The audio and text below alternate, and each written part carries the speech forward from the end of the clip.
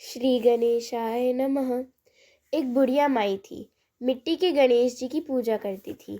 रोज बनाए रोज गल जाए। एक सेठ का मकान बन रहा था। वो बोली, मेरा पत्थर का गणेश बना दो। मिस्त्री बोले, जितने में हम तेरा पत्थर का गणेश घड़ेंगे उतने में अपनी दीवार न चिनेंगे। बुढ़िया बोली, राम करे तुम्हारी दीवार टेढ़ी हो जाए। अब उनकी दीवार टेढ़ी हो गई। वो चिने और ढा देवे, चिने और ढा देवे। इस तरह करते करते शाम हो गई। शाम को सेठ आया। उसने कहा, आज कुछ भी काम नहीं किया। वो कहने लगे, एक बुढ़िया आई थी और वो कह रही थी, मेरा पत्थर का गणेश घड़ दो। हमने नहीं घड़ा तो उसने कहा, तुम्हारी दीवार टेढ़ी हो जाए। तब से दीवार सीधी नहीं बन रही। बनाते हैं और ढा देते हैं।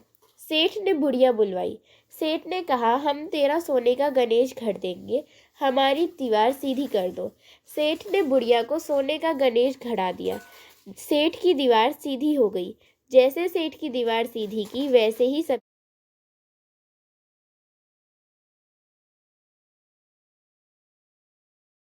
धर्मराज और करवा की कहानी।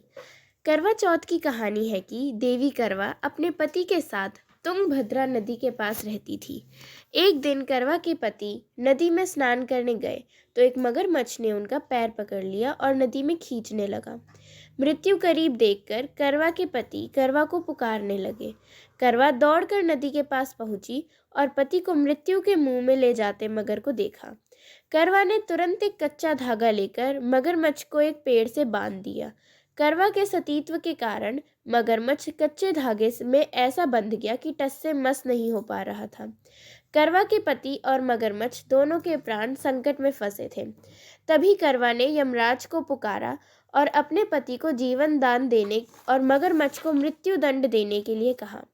यमराज ने कहा, मैं ऐसा नहीं कर सकता क्योंकि अभी मगरमच्छ की आयु शेष है और तुम्हारे पति की आयु पूरी हो चुकी है। क्रोधित होकर करवा ने यमराज से कहा, अगर आपने ऐसा नहीं किया तो मैं आपको श्राप दे दूंगी। सती के श्राप से भयभीत होकर यमराज ने तुरंत मगरमच्छ को यमलोक भेज दिया और करवा के पति को जीवन दान दिया।